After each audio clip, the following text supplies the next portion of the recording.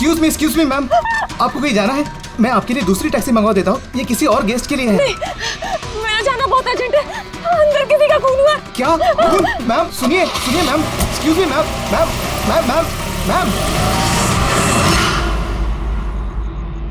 Excuse me, तुमने मेरी wife को देखा है? सर एक मैडम अभी यहाँ आई थी, वो टैक्सी लेके अभी यहाँ से निकल गई है। कहाँ चली गई? मुझे नहीं पता, आई डोंट नो, पर कुछ अजीब सा बिहेव कर रही थी। क्या कह रही थी?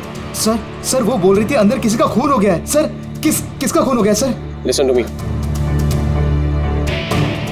ये लाता मेरी बात सुन, किसी का खून नहीं हुआ यहाँ पर, और तूने कुछ नहीं सुना, समझा? और पता कर कहाँ गए वो लोग। Okay sir. वो उसको चाकू मारता रहा, वो मर चुकी थी, वो फिर भी उसको मार रहा था। सर मुझे बचा लीजिए, वो मेरा चेहरा देख चुका है, वो मुझे नहीं छोड़ेगा, मुझे। आप शांत हो जाइए, शांत हो जाइए, तुम्हें कुछ नहीं होगा।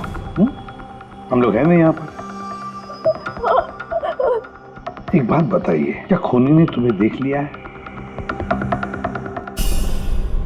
खूनी होगा तो देखेगा ना, जब कोई खून नहीं है, कोई खूनी नहीं है, तो कौन किसको देखेगा? सर मैं सुनील कुमार, और ये मेरी पत्नी है सर। ये जो भी बोल रही है ना, ऐसा कुछ नहीं हुआ, ये सब ना सिर्फ इसके दिमाग की उपज है, ऐसा कुछ नहीं हुआ सर। नहीं सर, मैं झूठ नहीं बोल रही। सुनील, आप इनके पति हैं, लेकिन इनको यहाँ डराने की कोशिश मत कीजिए, समझे आप? और हम ये कैसे मान लें कि ये जो कह रही है वो सच नहीं है, और जो तुम बोल रहे हो वो सही है? सर वो इसलिए क्योंकि ये बीमार है, इसको स्लीप पैरालिसिस है सर। स्लीप पैरालिसिस यानी नींद का लकवा? नींद का लकवा? ये क्या है?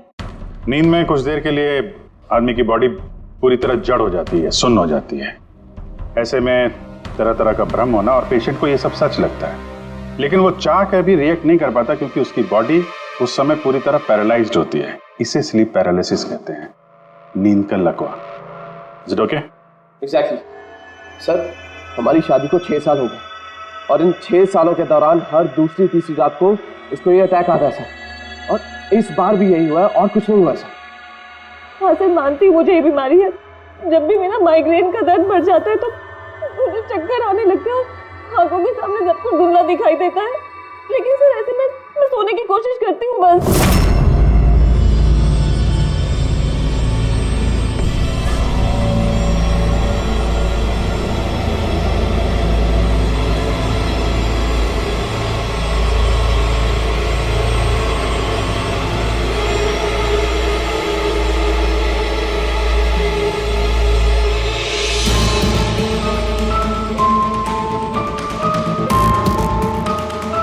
बड़ी मुश्किल से जैसे तैसे नींद आती है, और 2-3 घंटों के बाद अचानक से मेरी आंख खुल जाती है, मगर शरीर बिल्कुल स्थिर हो जाता है। चाहकर भी मैं हिल-डुल नहीं पाती, पूरे शरीर को जैसे लकवा मार गया हो। कुछ साफ नहीं दिखाई देता, और सीने पर एक भारीपन सा लगता है, मगर मैं चाहकर भी चीख नहीं पाती, आवाज ही नहीं निकलती मेरी। और फिर 15-20 मिनट के बाद अजीब अजीब सी चीजें दिखाई देती है। वो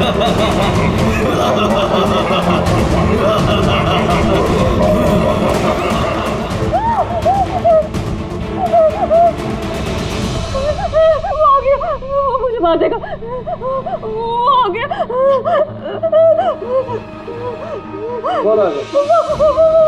कोई नहीं, रिलैक्स। मुझे मार देगा। किधर कोई नहीं, देखो शांत हो जाओ, तुम्हें फिर से अटैक आया, देखो रिलैक्स। कोई नहीं है, शांत हो जाओ, रिलैक्स, कोई नहीं है। देखो कोई नहीं, मुझे बचा लो। रिलैक्स, तुम्हें फिर से अटैक आया, रिलैक्स हो जाओ, तुम्हें फिर से दौरा पड़ा था, कुछ नहीं। मतलब जो कुछ भी आपको दिखाई देता है वो सब भ्रम है, कोई सच्चाई नहीं है। हाँ, हर बार सच नहीं होता था, लेकिन इस बार सच हुआ। वो मेरा वहम नहीं था सर। मुझे उस लड़की का चेहरा इतना साफ याद है कि मैं उसे कभी भी पहचान सकती हूँ। मुझे कोई शैतान या दानव नहीं दिखाई दिया सर, जैसे हर बार होता था। मैं सच बोल रही हूँ, मैंने वहाँ पर खून होते हुए देखा था।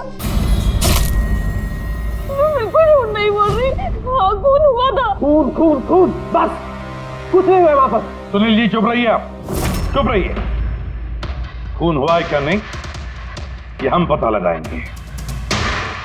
आप दोनों सिर्फ सिलसिलेवार बताओ क्या हुआ था उस रात को, शुरुआत से। हम दोनों यहाँ मेरे कजन अभय की शादी अटेंड करने के लिए आए। कल रात अभय और मिताली मतलब उसकी होने वाली वाइफ के लिए कॉकटेल पार्टी थी। अब है मेरी बात ध्यान से सुनो।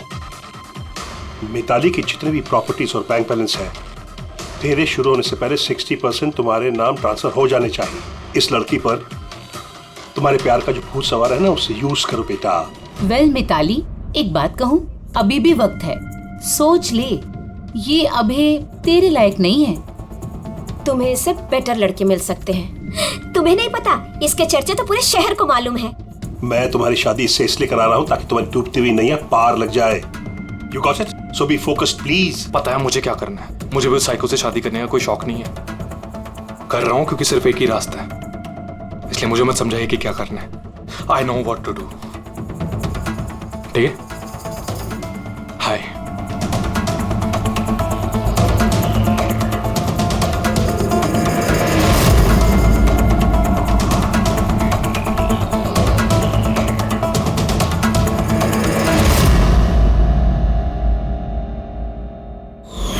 फिर पार्टी के शोरगुल में मेरा माइग्रेन का दर्द इतना बढ़ गया कि मुझसे वहां रुका ही नहीं गया। रायमा, क्या हुआ? क्या हुआ? वो माइग्रेन शुरू हो गया। मेरी तबीयत बहुत खराब हो रही है। मैं थोड़ी देर रूम में जाके रेस्ट करती हूँ।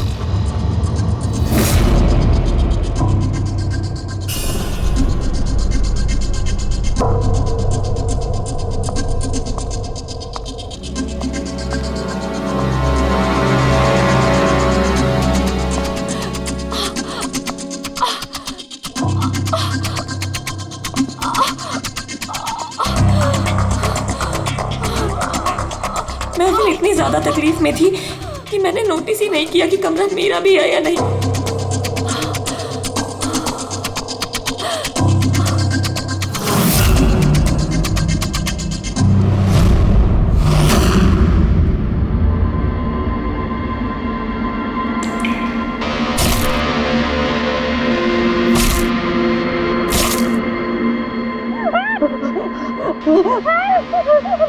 कोई 45 मिनट के बाद जब मेरा दौरा शांत हुआ तो मैं उठी। मैंने अपने इधर उधर देखा तो वहाँ पर कोई खून ही नहीं था, ना ही कोई लाश थी, ना ही कोई खून के धब्बे थे।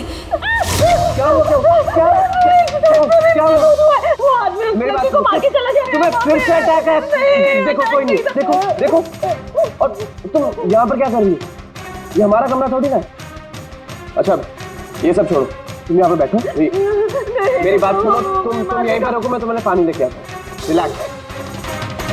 मैं भाग के वापस गया तो राइमा वहां से चली गई और वहां से ये आपके पास आ गई और मैं इसके पीछे यहाँ पर। लेकिन सर एक बात पक्की है, वहां पर कोई खून नहीं हुआ। ये सब इसके दिमाग की उपज है। सुनील जी, जिस तरह से रायमा ने हमें ये सब कुछ बताया ना, उसे नहीं लगता कि ये सब मन घड़न है। जरूर इसमें कोई ना कोई सच्चाई है। सर वो रूम उन रूम्स में था जो हमने शादी के लिए बुक किए और मैंने अपने गेस्ट लिस्ट में चेक कर लिया, ना तो कोई मिसिंग है ना ही किसी का मर्डर हुआ।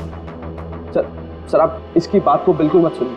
बस उस शादी को आराम से हो जाने दीजिए, वरना जीत अंकल तो बर्बाद हो जाएंगे और इससे ज्यादा मैं तो सड़क पे आ जाऊंगा। सर शादी में कोई प्रॉब्लम नहीं होगी, हम पूछताछ तो करेंगे लेकिन अपनी तरीके से।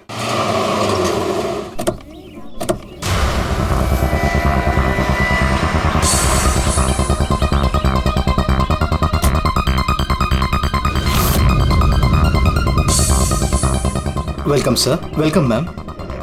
ये रिसेप्शन डेस्क किस सर तरफ है? आप सीधा जाइए, then take a right turn. Thank you so much. जी हाँ, वो बिजनेस ट्रिप पे आया हूँ। ओके सर, यहाँ साइन कीजिए सर। बस थोड़ा रूम का व्यू अच्छा होना चाहिए। Sure sir, enjoy your day. Thank you. Welcome sir, welcome ma'am, how can I help you? हाँ वो हम लोग अभय के वेडिंग के लिए आए थे, तो चेक इन करना था रूम में। ओके सर, आप अपनी डिटेल्स दे दीजिए, मैं आपको रूम की देती हूँ। Oh sure. बेबी तुमने इन्हें बताया नहीं? हाँ? हमें रूम 103 चाहिए।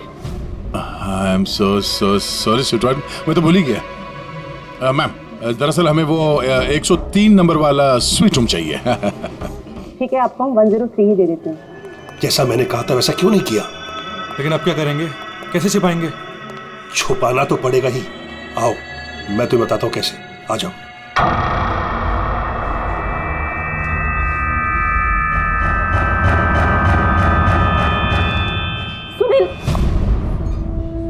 सब कुछ इसी के कारण हुआ। किसी को पता चल गया ना तो पता नहीं क्या होगा। कहाँ थे तुम? चलो मुझे कुछ बात करनी है, आओ।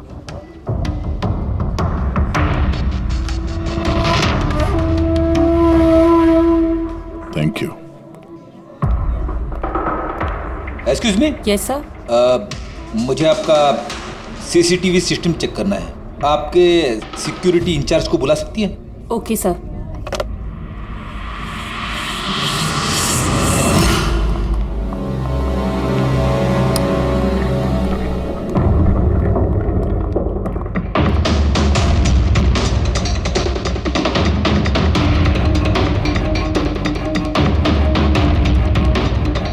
ठीक है, थैंक यू।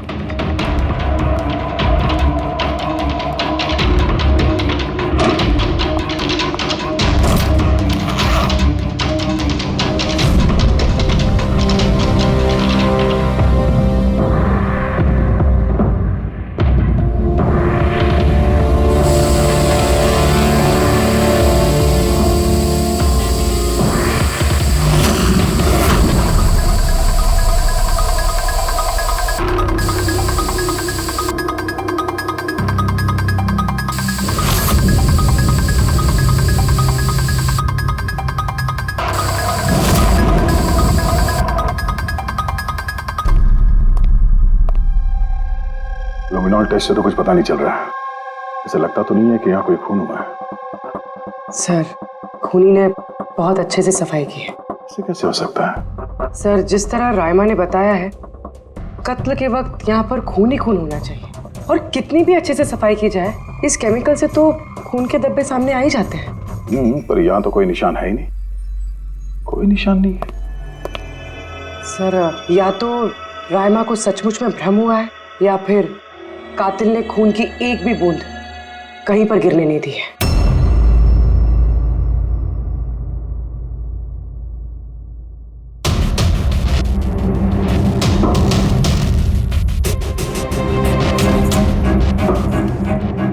मुझे लगता तुम सही कह रही थी।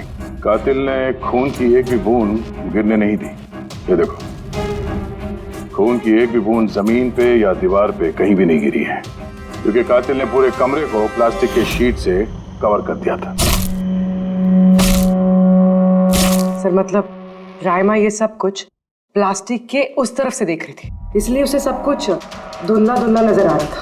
हाँ, ये प्लास्टिक शीट्स जहाँ पे जुड़ते हैं शायद एक गैप रह गया होगा, और उसी गैप में से इस लड़की की शक्ल दिख गई होगी उसे।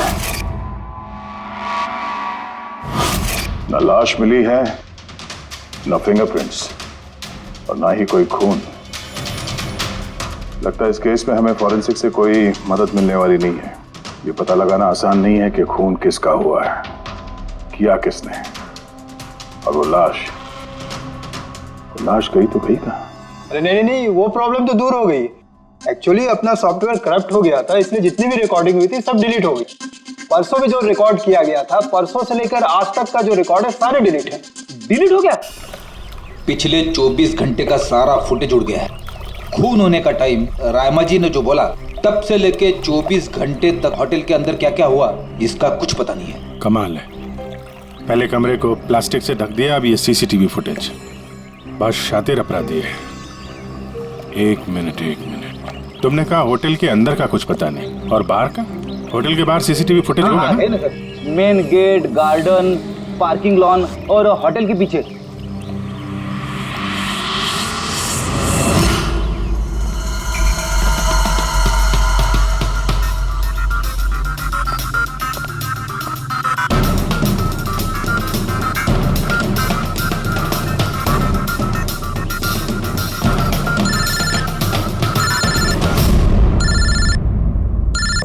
अदय,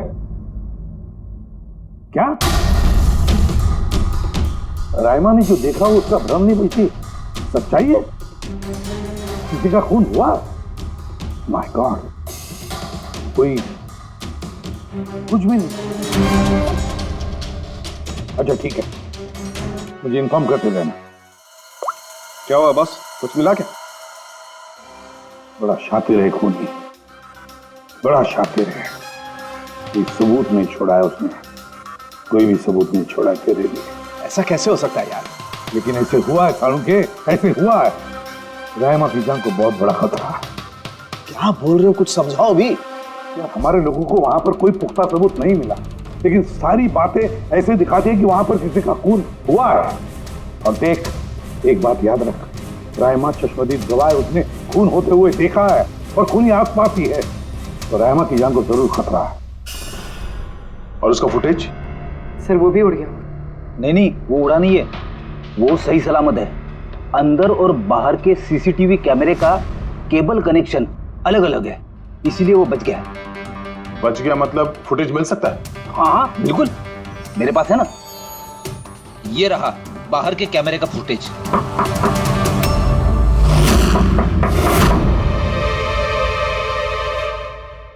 सर, अगर खूनी ने उस पर उस वक्त हमला किया है जब स्लीप पैरालिसिस का दौरा पड़ रहा है, फिर तो वो उंगली भी नहीं हिला पाई होगी। और अगर वो अपनी उंगली हिला पाई तो? कैसे डॉक्टर तारिका? पैरालिसिस तो पूरी बॉडी को हो जाती है।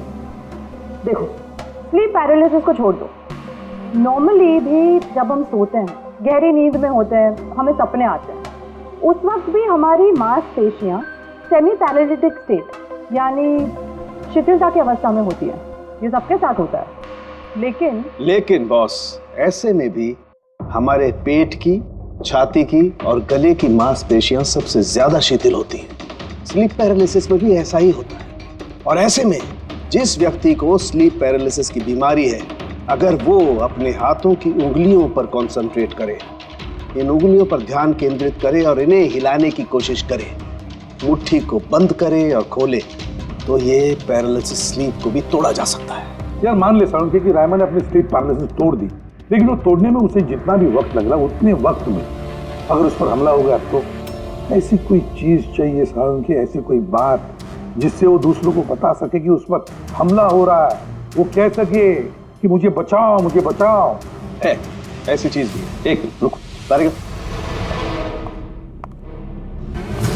बॉस ये है अलार्म। रायमा जब अपनी उंगलियों की प्रैक्टिस कर रही होगी अपनी स्लीप पैरालिसिस को तोड़ने के लिए, और जब वो इसको तोड़ लेगी अपने निश्चित समय से भी पहले, तो उसे करना सिर्फ ये है कि इस अलार्म को दबाना है, और ये अलार्म बजने लगेगा। और ये अलार्म दया, पूर्वी और अभिजीत तीनों के मोबाइल फोन से कनेक्टेड है, पता चल जाएगा, और वो लोग उसके पास पहुंच जाएंगे और खूनी को पकड़ लेंगे। सर की अलार्म से खतरा टल सकता है, पर खत्म नहीं होता। खतरा तो तब खत्म होगा जब हम खूनी तक पहले पहुंचेंगे। हम खूनी तक पहले पहुंचेंगे। अब ये अभय का रूम नहीं है? अभय? कौन, वो जिसकी शादी होने वाली है? यस ऑफ कोर्स, उसकी शादी मुझसे होने वाली है। ओहो, और आपको आपके फियांसे का कमरा नहीं पता है? वैसे ये मेरा कमरा है, और रिसोर्ट के सारे कमरे शादी वालों ने बुक नहीं किए हैं, और भी लोग रहते हैं यहाँ पे। कॉन्ग्रेचुलेशन। हेलो, कहाँ हो तुम? और ये तो मुझे अभी बता रहे हो? सीरियसली? लोग जो भी करना है जल्दी करो, मेरे पास ज्यादा वक्त नहीं है। और हाँ, मुझे शादी में ना किसी भी तरह की कोई प्रॉब्लम नहीं चाहिए, ठीक है?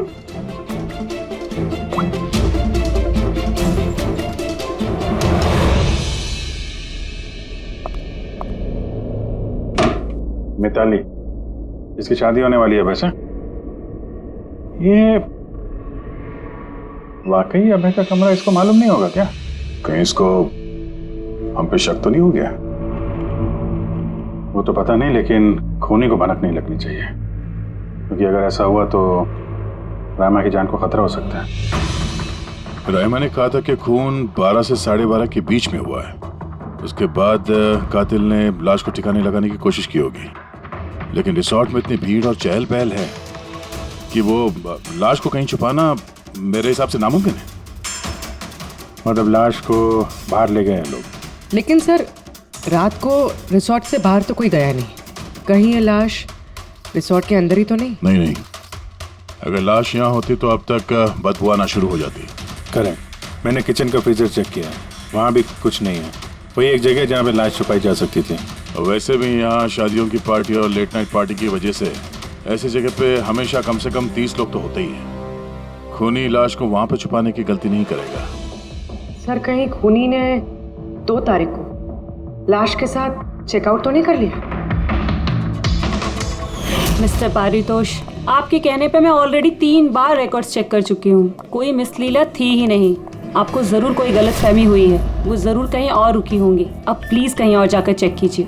मैडम, मैं चेक कर सकता होता तो मैं आपसे रिक्वेस्ट क्यों करता? लीना मेरी दोस्त है और उसका नंबर खो गया मुझसे, मैं क्या करूँ?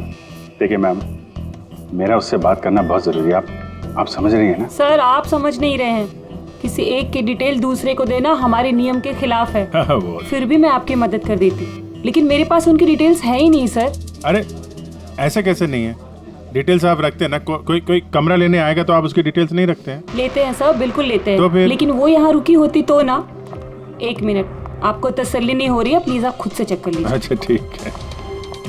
कहीं रीमा ने मुझसे झूठ तो नहीं बोला? मैं देख लेता। मैम आप एक काम करेंगी, आप हाउस कीपिंग से किसी को बुला के लाइए। मेरा रूम इतना गंदा है, सुबह से मैं कितनी बार कॉल कर चुका हूँ, कोई आने को तैयार नहीं है। ऐसे कैसे हो सकता है? ओके। नहीं फोन पे, अरे फोन तो मैं 50 बार कर चुका हूँ। आप प्लीज किसी को भेजिए ना प्लीज। ठीक है सर, मैं बुला के लाती हूँ। Thank you ma'am.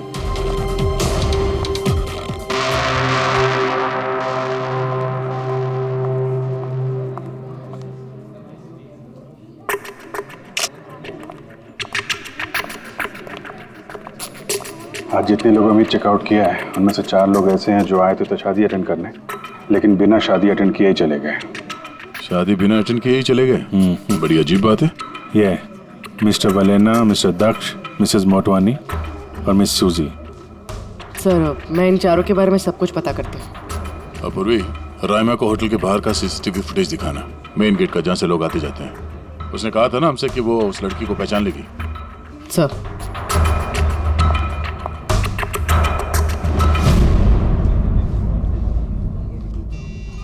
मतलब रायमा ने जो कहा वो सच है क्या? मिस्टर सुनील, आप किस बात से ज्यादा परेशान हैं? यहाँ पे खून हुआ है उससे या फिर रायमा ने देख लिया उससे? ये सब इन्वेस्टिगेशन तुम हम पर छोड़ दो, शादी का मजा लो। क्या कब बदल जाए यहाँ पे कोई कुछ कह नहीं सकता है।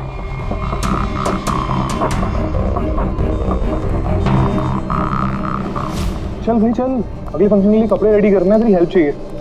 वैसे लोग कौन थे? तेरे गेस्ट हैं? हाँ, मेरे गेस्ट ही हैं। चल चल चल।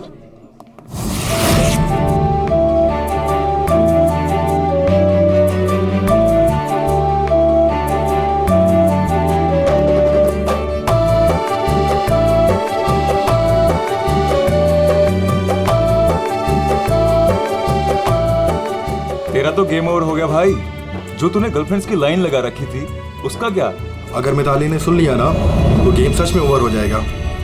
पर भाई मुझे एक बात बता, तू एक लड़की के साथ सारी जिंदगी कैसे बिताएगा? इसके सारे लफड़े हैं ना साइड में चालू हैं। पूछ इससे, कॉकटेल पार्टी में अचानक से कहाँ गायब हो गया था? अबे कहीं गायब नहीं हुआ, मिताली के सामने उठक बैठक लगा रहा होगा। मैं डरता वरता नहीं हूँ उससे। You guys just wait and watch. Drink खत्म कर अपनी।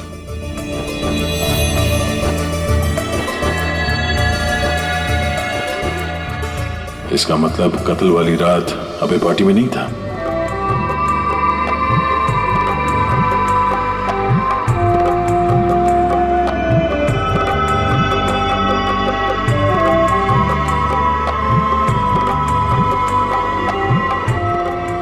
ऐसा क्या कहना चाहता था ये जो रंजित छुपाने की कोशिश कर रहा है? सर, मैडम अभी ठीक है ना? और उस दिन जो मर्डर के बारे में बोल रही थी वो गलतफहमी अभी दूर हो चुकी है ना मैम की? मेरी बात सुन, जो उसको गलतफहमी हुई थी ना वो दूर हो चुकी है। तू भी भूल जा। चल अभी। ओके। अच्छा हुआ कि राइमा माइग्रेन की वजह से अपने कमरे में सो गई है।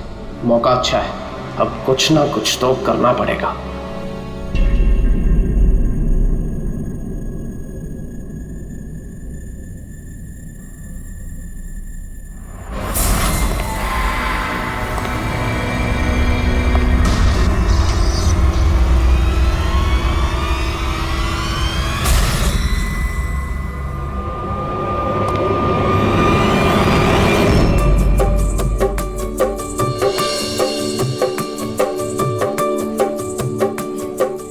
अरे वाह, कितनी अच्छी मेहंदी लगाई है तुमने, दिखाओ। बहुत अच्छी लग रही है। Thank you. All thanks to Alia. Mitali, sweetheart, मुझे तुमसे कुछ बात करनी है। Excuse me. एक सेकेंड। मिताली और अभय की जोड़ी कितनी अच्छी है ना। Perfect couple. Perfect couple. हाँ, अभय दिल पे आशिक है और ये सन की साइको। बिल्कुल एक दूसरे के लिए ही बने हैं।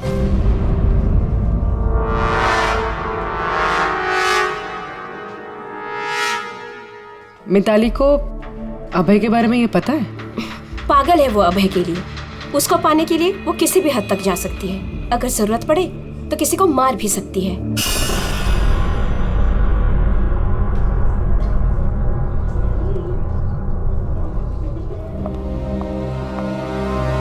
हो गई बात?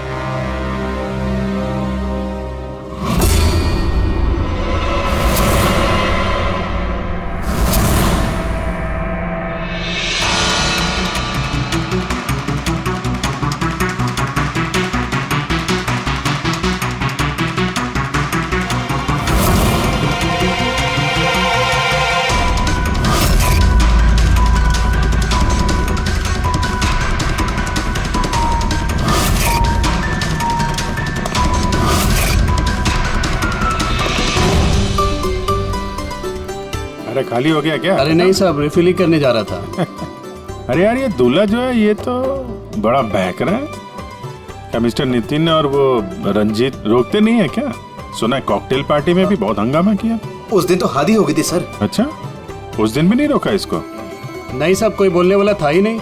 रंजीत साहब तो खुद ही 11 बजे के बाद आते पार्टी में, और उनके बेटे अपनी बीवी को तलाश कर रहे थे। बाहर जा रहे थे, अंदर आ रहे थे, कोई बोलने वाला था ही नहीं साहब। अच्छा, मतलब खाली दुल्हनी थी पार्टी में? सर वो तो दूल्हे के पीछे पीछे घूम रही थी। सर, इस रिसोर्ट में कई शादियां हुई हैं, लेकिन ऐसी शादी कभी नहीं देखी। अरे हाँ साहब। अरे यार, तुम खाने को लाना यार। अभी लाया साहब।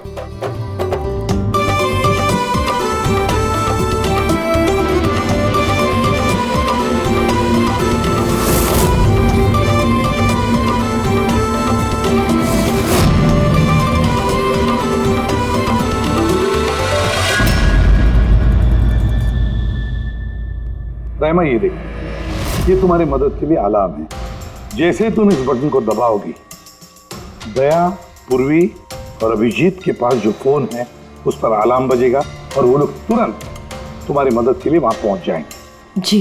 लेकिन जब तुम्हें स्लीप पैरालिसिस हो, अपने हाथों की और पैरों की उंगलियों को हिलाने की कोशिश करना, क्योंकि सबसे कम असर स्लीप पैरालिसिस का हमारे हाथों की और पैरों की उंगलियों पर होता है।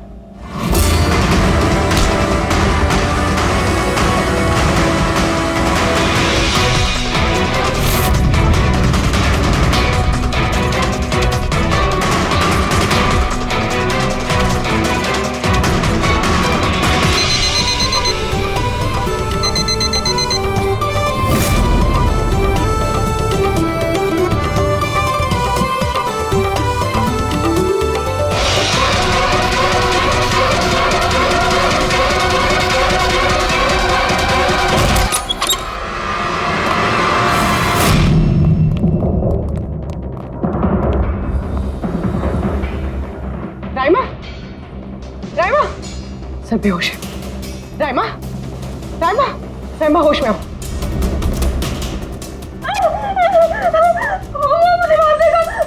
मुझे बचा लीजिए प्लीज, मुझे बचा लीजिए। कौन मार देगा? हुआ क्या यहाँ पे?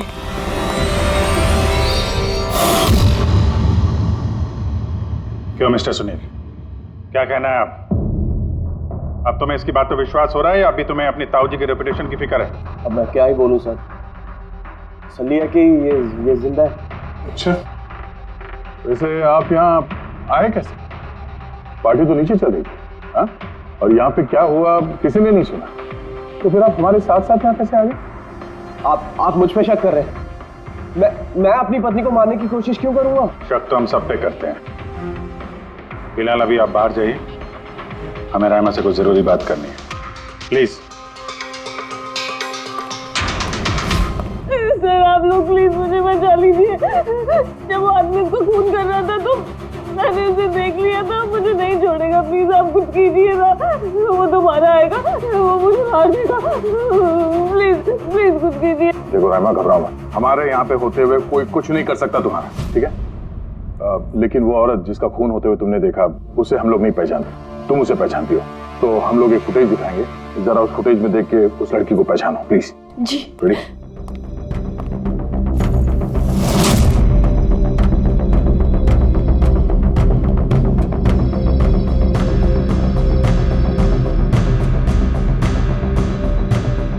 सर यही लड़की थी, वो इसी का खून हुआ था, पक्का ये वही लड़की थी।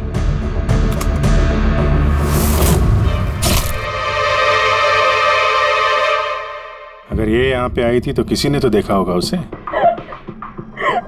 मुझे मारेगा। अगर वो लड़की यहाँ पे आई थी तो किसी न किसी से तो मिली होगी ना। लगता है ब्यूरो जाने का वक्त आ गया। वो 4 लोग जो शादी अटेंड करने आए थे और अटेंड किए बिना ही चले गए, जरा उनसे भी पूछताछ कर लेते हैं। सर, मिस्टर वलेना, ये अभय का मैनेजर, ये जरूरी काम छोड़कर आया था शादी अटेंड करने के लिए, लेकिन बीच में ही वापस चले गए।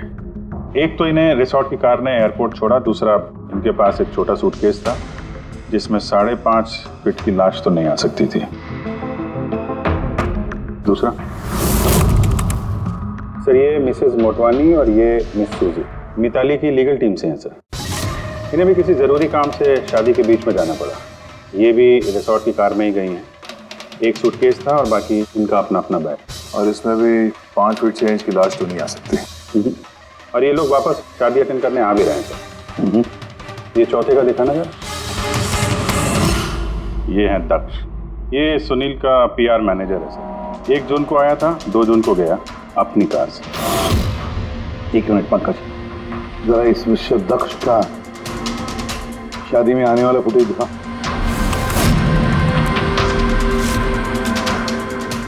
ओके, और अब इसके जाने का वीडियो दिखा। मिस्टर दक्ष आए थे 1 सूटकेस के साथ और जा रहे हैं 2-2 सूटकेस के साथ। शादी से रिटर्न गिफ्ट लेके जा रहे थे।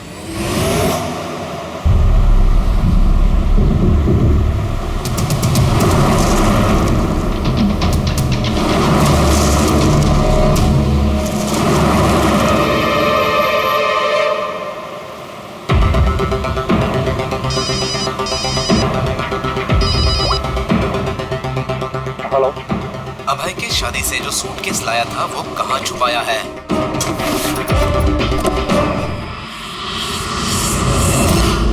कौन बोल रहा है? क्या बोल रहे हो तुम? कौन से सूटकेस?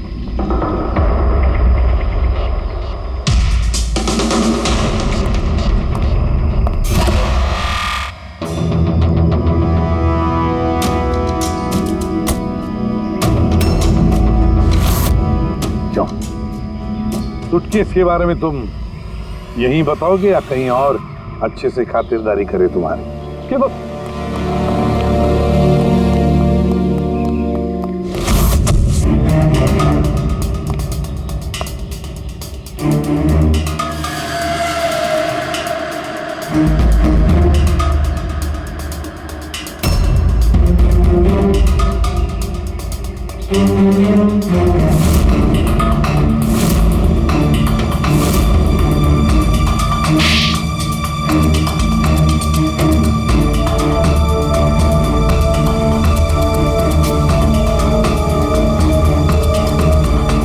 याद आया? मेरे पास और कोई रास्ता नहीं। मेरा घर और कंपनी दोनों उनके पास गिर गई। अगर मैं मना कर देता तो मैं बर्बाद हो जाता। खुद को बर्बादी से बचाने के लिए एक लड़की का खून कर दिया तुमने, हाँ? अब ये बताओ लड़की थी कौन? करिश्मा, अभय की गर्लफ्रेंड।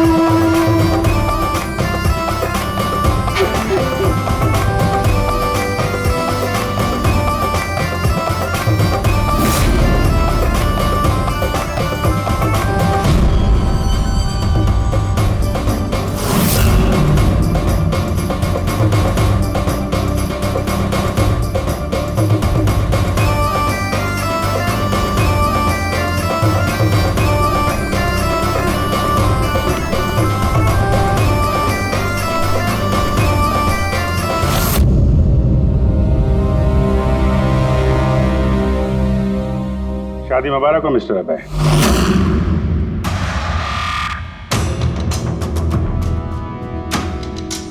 आपके लिए कुछ तोहफे लेकर आए हैं, ऐसे तोहफे जिनके बगैर ये शादी पूरी हो ही नहीं सकती। आपकी दोस्त करिश्मा ने आपके लिए कुछ तोहफे भेजे हैं।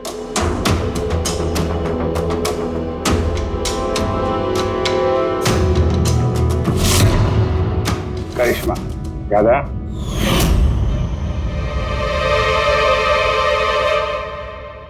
तोहफे देखना चाहेंगे? देखना नहीं चाहेंगे आप? हाँ, देखें। अभी दिखाता। सर सर नहीं नहीं नहीं, मैं रुकिए प्लीज।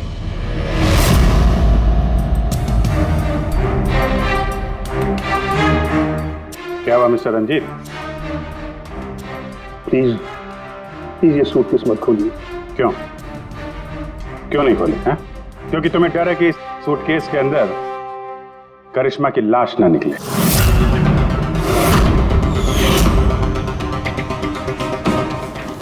वही करिश्मा जिसे तुमने और दक्ष ने मिलकर मारा, फिर ऐसे ही सूटकेस में भर के उसके लाश के टुकड़े टुकड़े किए और बात ठिकाने लगा दिए।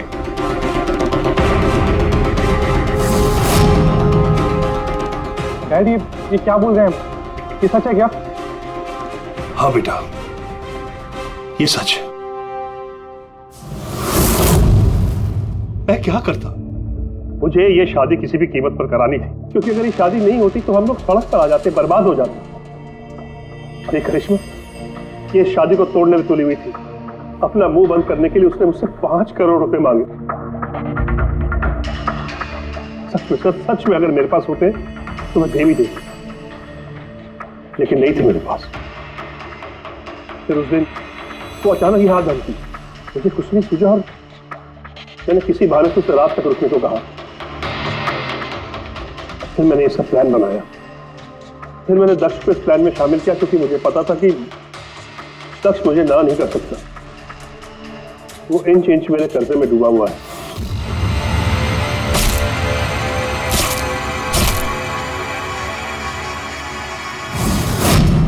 सब कुछ ठीक चल रहा था, सब कुछ हो गया था।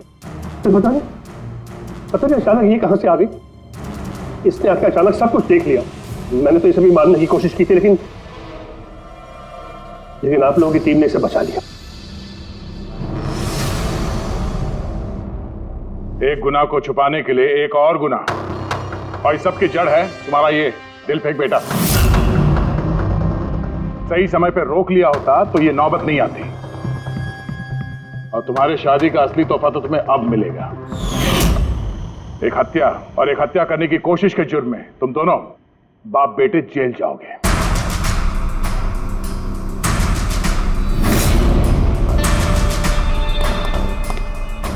Thank you.